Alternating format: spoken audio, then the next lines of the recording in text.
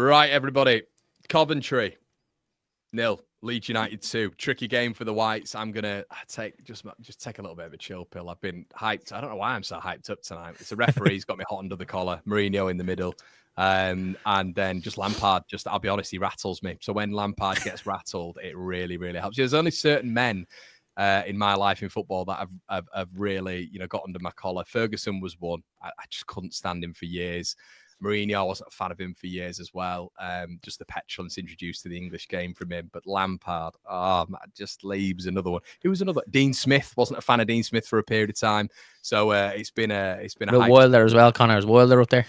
Wow. Do you know what he was, mate? He was, mate. But he's more of just like a pantomime villain now, isn't he? He just entertained you, know, a pantomime one, yeah. But yeah, lads, 0-2. Daz, what's your take on it, bud? Yeah, class, Connor. Like 2-0 hammering. Could have been more. Like, it was at the game on Saturday, and again we were just as good tonight. We just hadn't got our shooting boots on. Could have been 5, 6, 7, 8. Didn't take our chances. DJ was wasteful at one of them. The one where he tried to dink the keeper, probably should have, smashed it. It's hard to be critical of Dan James because for me he's been player of the season so far. Stonewall penalty on Brendan Aronson, lads. How the referee is not giving that mind boggles me. Absolutely mind boggles me. And then the little thoughts in the back of the head. Then we're only 2-0 up. You're thinking if they nick one. And then Meslier goes and does that and pulls out a worldie of a save. And anyone that watches us on Only Leeds Bros knows that I'm not Meslier's biggest fan, but my God, I'm giving him his plaudits today, lads. What a save that was. Outstanding, kept us in the game. And then right at the very end, you think Nanto scores and puts the icing on the cake 3-0, and then it's given offside then as well. So 9 goals in the last 2 games. No goals conceded, in six clean sheets in a row. First time since 1981. 15 goals scored. Goal difference is healthy as well. 43, 15 more than Burnley. 5 points clear, lads. We're really hitting the groove now, aren't we? Yeah, we are. Helen says, are we happy? Of course we are. I got to change this title. You're scheduling stuff. Like, you'll see with the thumbnails as well.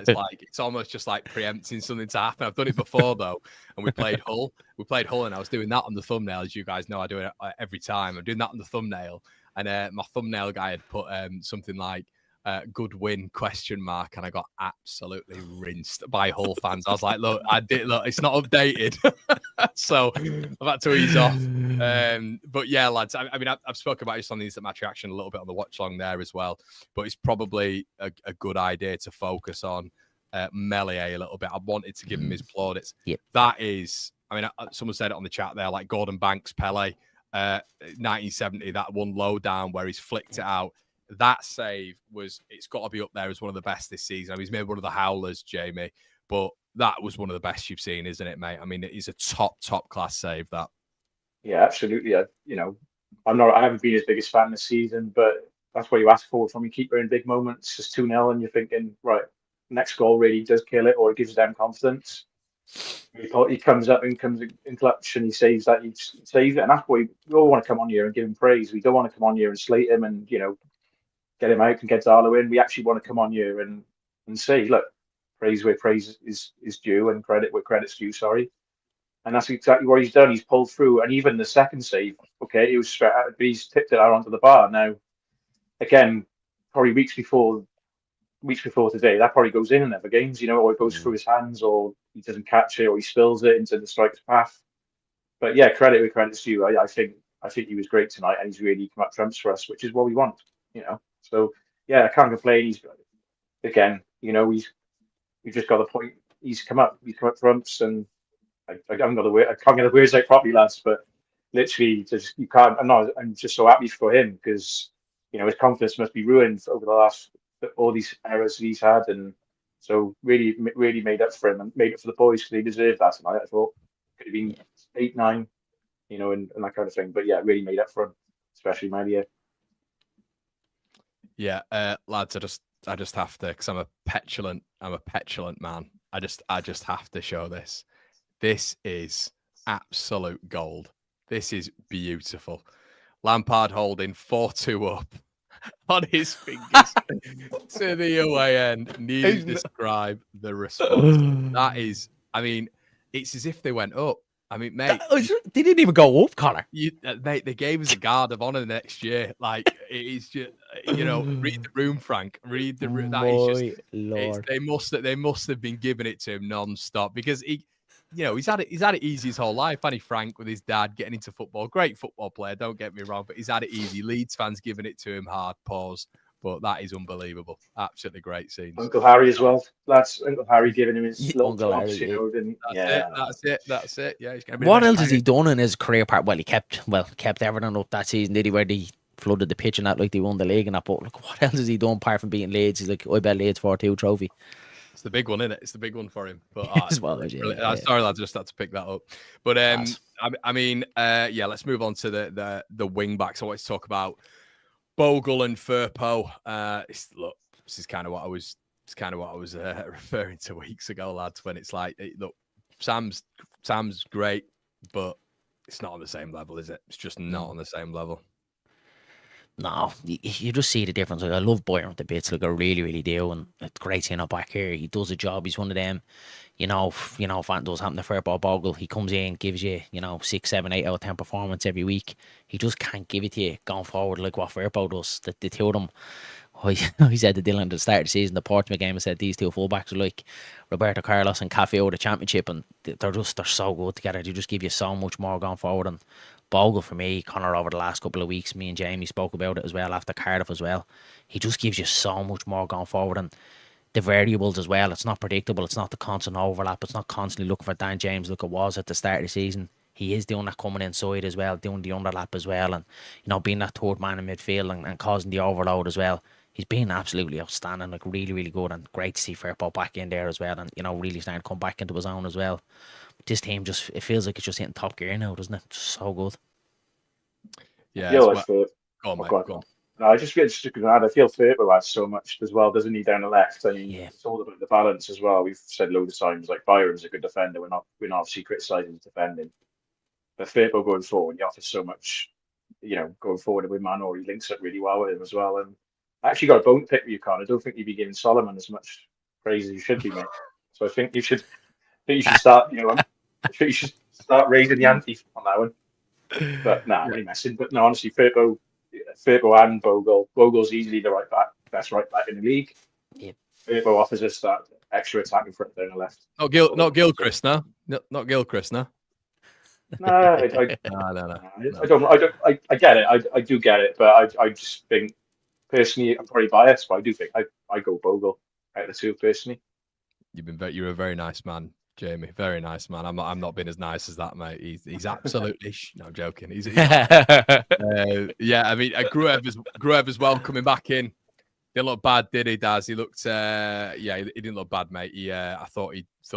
I was a bit worried. I kept saying it in the pre-match bits as well. Not worried. I think it was the right move, but with Tanaka, we've seen him just drift into that sweeper role really, and just pull in behind in between the centre backs. And I've not seen this number 8 stuff, of which he sort of explored at Dusseldorf, and I think he got 8 goals in his season at Dusseldorf last time out.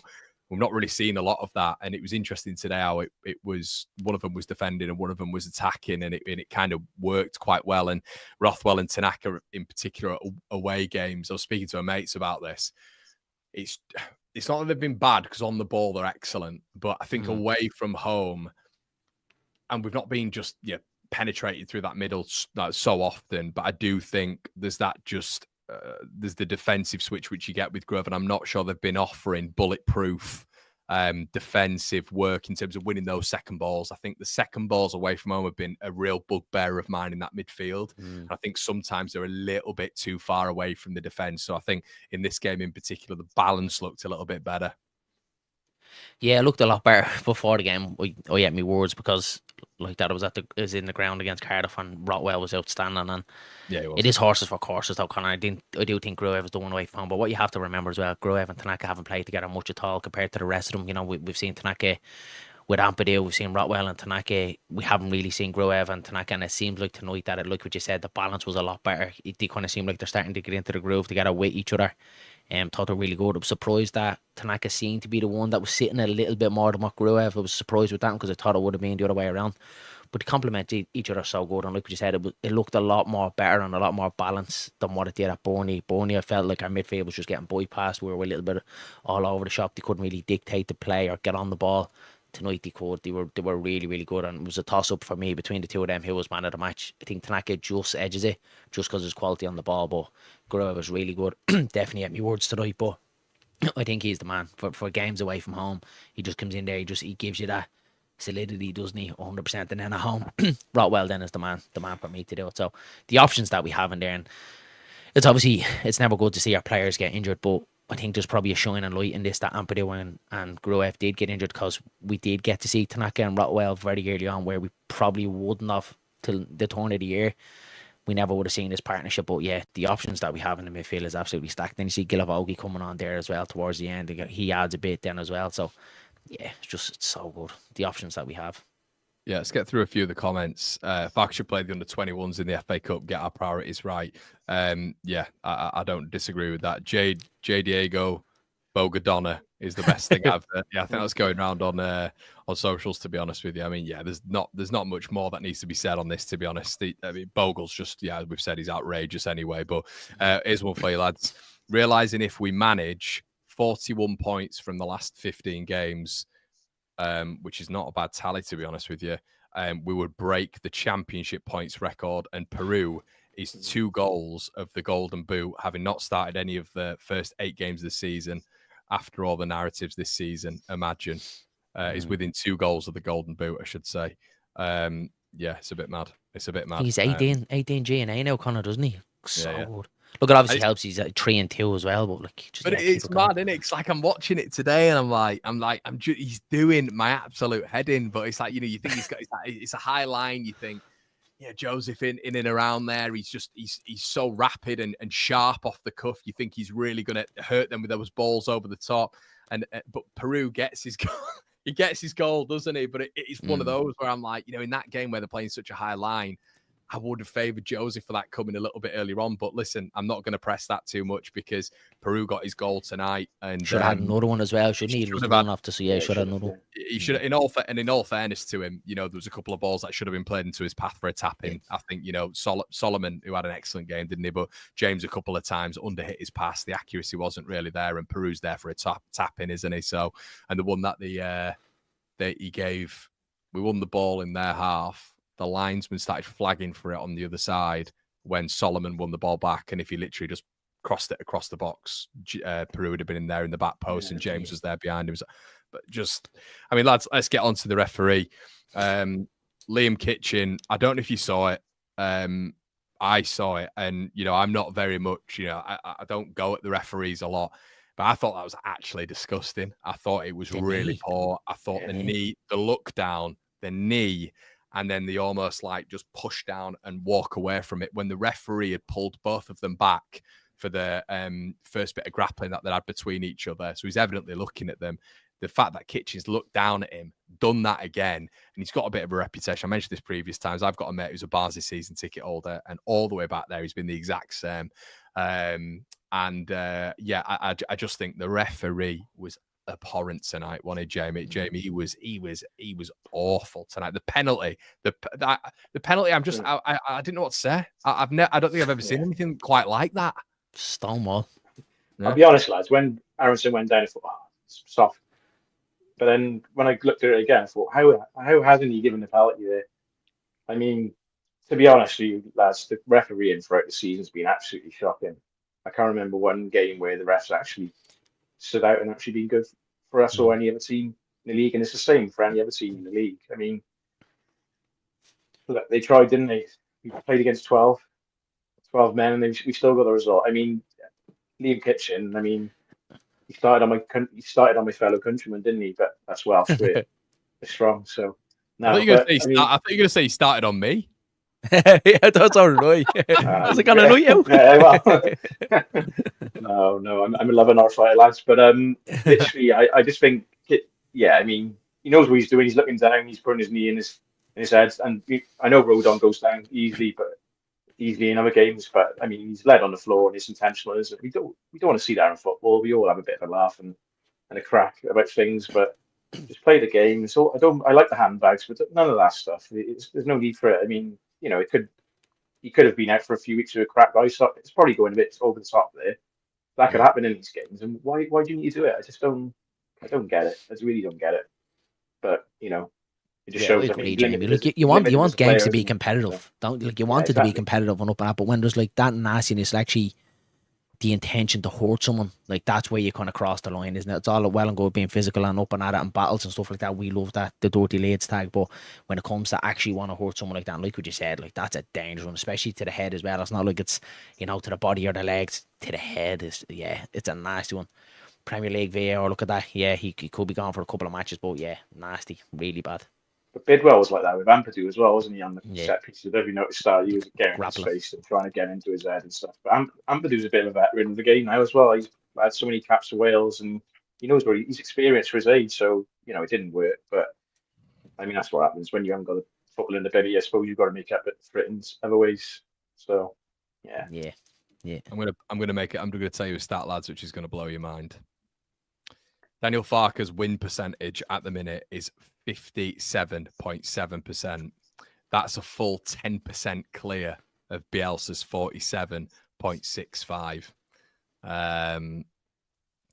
Yeah, it's mad, isn't it, when you think about it like that, to be honest with you.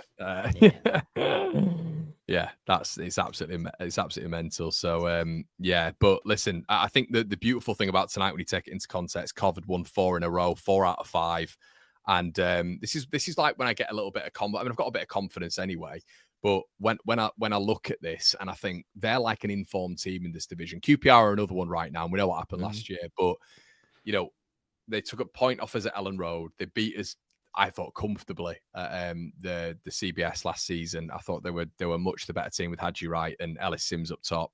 And I just thought in this game, the difference, like the class difference with a team who are going to be pushing the playoffs, who are probably going to get in there. They're probably going to get in there. Coventry, it's so tight down there now. They've got enough in terms of quality in that side. You had right, Van Ewick, Sheaf coming back, etc. But what we did to them in that game was it showcases the absolute class difference, doesn't it, between Leeds and likes of Coventry. I think there's now as much of a gap between Leeds and Blackburn as there is between Blackburn and Plymouth, who are bottom. So that's what we're talking about here, and it does feel, doesn't it, that performance in particular was a bit of a statement. Yeah, I think so, Connor. I think, like you said it before, the game, notoriously Farke's teams, the turn of the year, that's usually when they kind of hit our stride. We're a little bit later than what we were last year, which probably isn't a bad thing because we seem to run out of steam towards the end. So it looks like we're hitting top gear just at the right time. I think Sunderland and Sheffield United are going to be massive. Depends what way we come through them games unscathed. Even if we don't lose both of them, take the draw. I wouldn't mind that. Obviously you want to win games of football, but yeah, it really looks like we're hitting form now.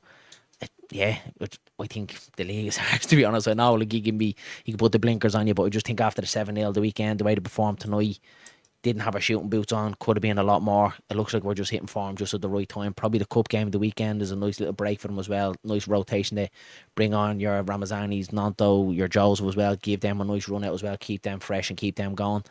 Yeah, look, everything is it's looking good at the minute. It seems like eventually that's starting to come together. But how often we've said it, Connor, and I've watched your stuff as well, it seems like sometimes in games we never really get out of second gear, and sometimes we don't even get out of neutral, but it's always been enough to win matches. And that's kind of a positive for me, that we never really seem to hit top gear and we're dispatching teams with ease. Probably say Saturday was the most complete performance when you did see us kind of go through all them gears, and feels like we're getting there now. We know exactly what we want from this team, and yeah, it's all coming together. Just all positives at the minute. Yeah, I think as well, it's the speed, innit? The speed. I mean, just how quick we looked. Like, obviously, you had Den James on one side, but Solomon was brilliant tonight. He's improved so much, and it's just Leeds' his speed in transition when we get going, and a lot of it as well is on that right hand side. You've just got Bogle, who's so accurate with his passing as well. Furpo on that side is so accurate with his passing. There's an overlap every single time. And when we flood forward, and especially with that kind of defensive rear guard you've got with Gruev being in there a little bit and protecting that back line, we sort of get to a point where you've got 4 back in Ampadu tonight anyway. Ampadu, Rodon, Gruev, and maybe Tanaka just sliding back a little bit. But then you've got, 6 players bombing on forward. And just in that transition, sometimes I don't know how teams can cope with it, especially if they've flooded players forward. It then just comes down to, can Leeds finish? And that's how quick it can be. It can be one pass. How many times in that game was it one pass and we're in? you know, and it was just rapid, wasn't it? What was that high line about, guys, lads? The high line that Coventry played right into our hands, didn't it? It was Dan James going in. It did, like you said, one killer pass straight through, and that's I suppose Lampard, the tactical genius, got that, did that there. But I mean, a high line against us, we've scored 60. I know, obviously after this game tonight, 62 goals, but before the game, 60 goals, and we're playing a high line against the top scorers in the league. I mean, I don't know if that's just idiots. I don't know. I can't think of it. It's a little bit naive, Jamie, isn't it? Because Cardiff done it the weekend, and obviously we spoke about it in the reaction as well. Like, when we're 4-0 up, Cardiff still continue to play the same way, still continue to play the high line. So if you're Fat Frank, and he obviously turned around and says that they do stats and they do, their homework as well too, which he clearly didn't. You don't play a high line against Leeds. You don't. Mate, I had to keep. Sorry, I'm interjecting. I had to keep my dad's. My dad. I don't know if you've seen it, Jim. My dad. We did like a little Coventry preview today, and he's been tired. Bless him. I don't think he does shift work, but he had about 4 hours sleep, and he came on, and for the full period, he's just slagging Lampard off. And I actually thought of putting like 10 minutes of it, as a Coventry preview on YouTube. And I thought, I can't do it. I can't. It's just the amount of abuse Lampard's getting on here. I'm going to get taken down. So yeah, it's just the whole Fat Frank thing. It took me back to earlier on with him. So I said, you don't like him, do you, Dad? He's like, absolutely not. Dublin Leeds says that could have been really embarrassing for Coventry. I mean, I couldn't believe we had a lesser XG than Cardiff. That felt, I mean, obviously, obviously you're at a game, mate, as well, but that felt more. I don't know why. Maybe it's because we put more chances away against Cardiff, but I couldn't believe how many times we were in, like 1v1, tapping, ready. It was staggering, wasn't it? So.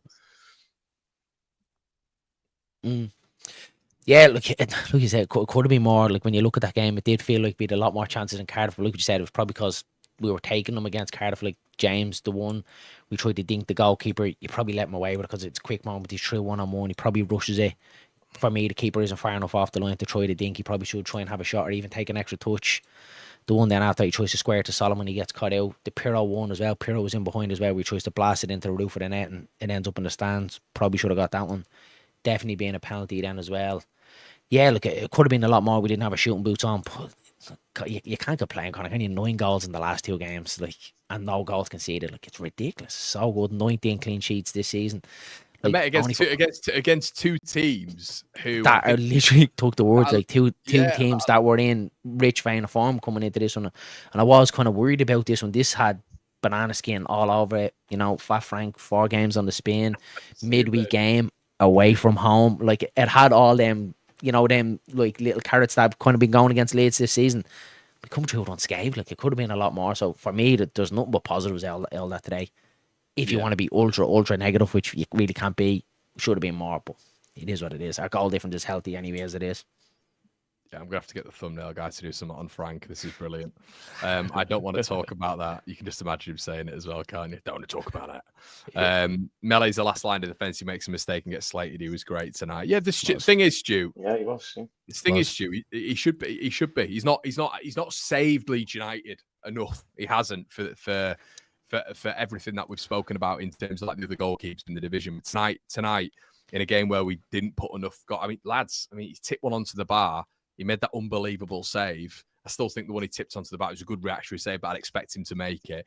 But, on another night, we've seen this before, haven't we? How many times we've seen this story where Leeds have struggled? It'd have been unbelievable tonight. I don't think I'd have come on the channel ever again. But if we'd have somehow let that slip and they'd have got back into the game with those 2 chances, you've got to be on your toes then. You've got to be right ready. And that is where he prevented the other team from getting back into that. Because it was a good effort as well, wasn't it? Good effort from Ellis Sims. Yeah. Yeah, look, I thought Meslier was good. Like we said, the one onto the bar as well. It's one of them you do kind of expect him to make, but notoriously with Meslier, there are the mistakes that he does make, so he does do well there. But it's the worldly of a save, Connor. The one that he claws back from Ellis Sims is just it's outstanding like that. Yeah, it only goes 2-1, but that's when it kind of gives them the tails up after the chances that you missed, not being awarded a penalty. They're the kind of things that would go against you. So it's a crucial moment in the game. They get that.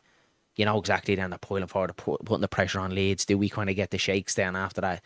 It's a game-changing moment, and it is one of them, like what you say, Connor, he probably doesn't do it enough for Leeds. Like that game-changing moments, there's a lot more times that he does let us down, which is unfortunate, but for me, he saves us there. You look the whole game, yeah, you look back to that, but you look at maybe with Farke sticking with him, has it given him a little bit of confidence that, the gaffer is sticking with him, putting confidence in him? Does that bring his confidence back up?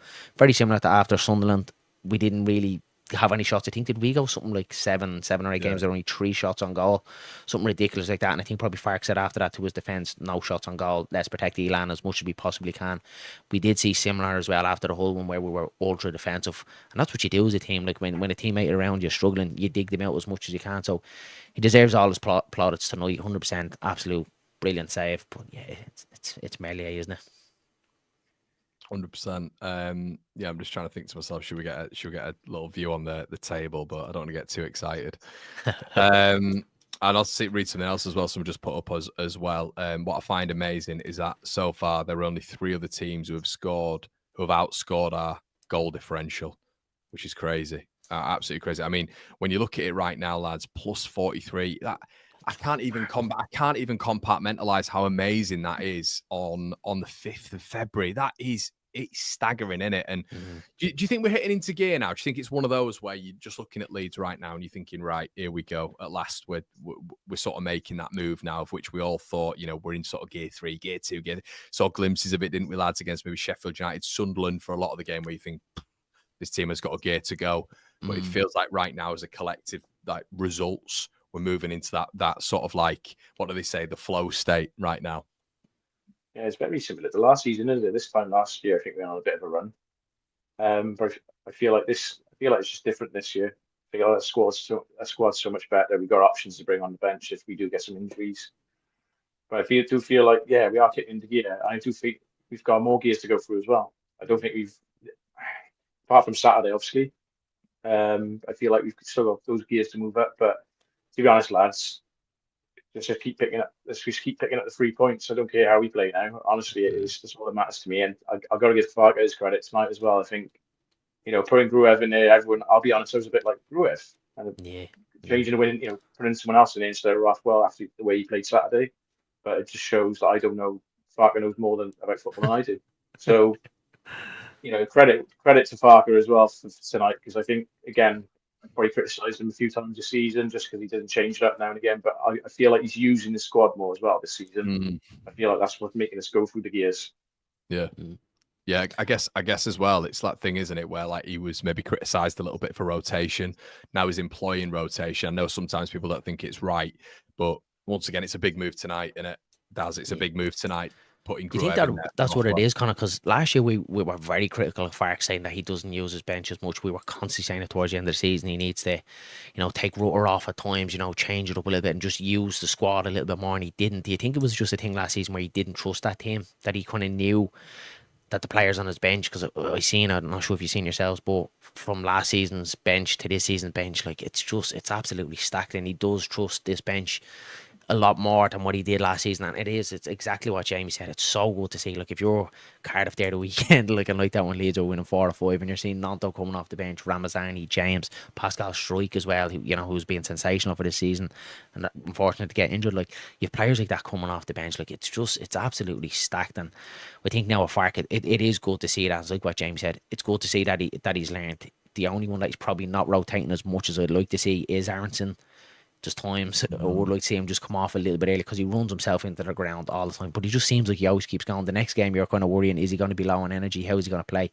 But he constantly just seems to keep going and going and going. But hopefully gives him a rest on the weekend, and we see like a different number 10 in there, because he definitely deserves it. He's been so good. Aronson, for me, outstanding against Cardiff, good again tonight. Probably does the unseen bits tonight.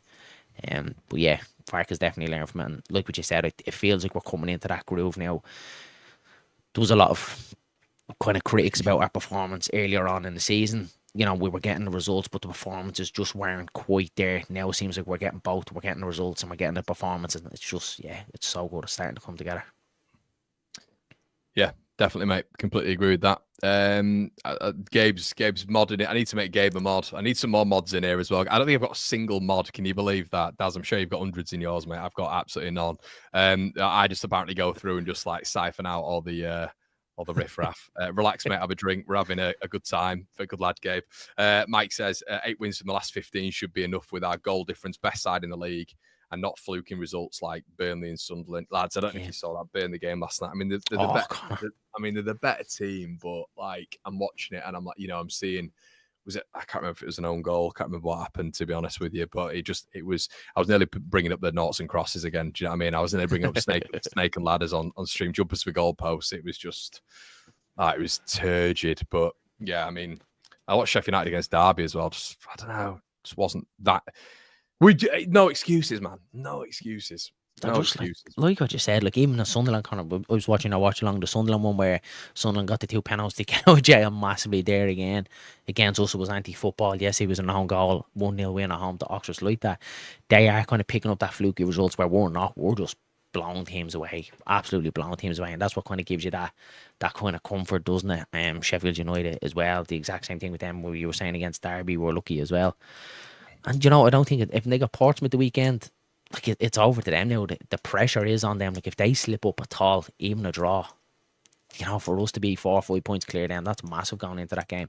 I would like to be that, 4 or 5 ahead of them going into that game against them, where we're not just 2, where if they beat us, they go 1 ahead or anything like that. I would like us to have that little bit of cushion. So if there is an off day from Leeds and they do happen to beat us at Bramble Lane, which could possibly happen because they're definitely going to be up for it, at least we'll still have that little bit of comfort and the goal difference as well. So it's all looking good, really, really good. Yeah, you just clicked a bit of a thought of mine, mate. So I'm going to bring you guys back to an absolute horror show, but I'm going to bring you back there. Try avert your memory from this, but QPR 4, Leeds United 0. I'm just having a look at their bench as well, geez, and just thinking, my goodness, Albert Adoma came on. I think he scored as well. But this is the bench of which Daz was referring to. Obviously, Glenn Kamara, Anthony, Shaq, Gelhardt, Joseph. Just obviously as a comparison. So you're having a look at that and yeah, that's not great. So Glenn Kamara coming on is probably the one out of there where I'm thinking. Obviously, Joseph last season wasn't. Obviously, he was just. I mean, he had no exposure, had he? So Gelhardt hadn't ever worked. Shackleton hadn't ever worked. Jay Nancy was a new boy you didn't really trust, and you just sort of compare that with obviously what we're going to compare to this season in terms of Leeds' bench.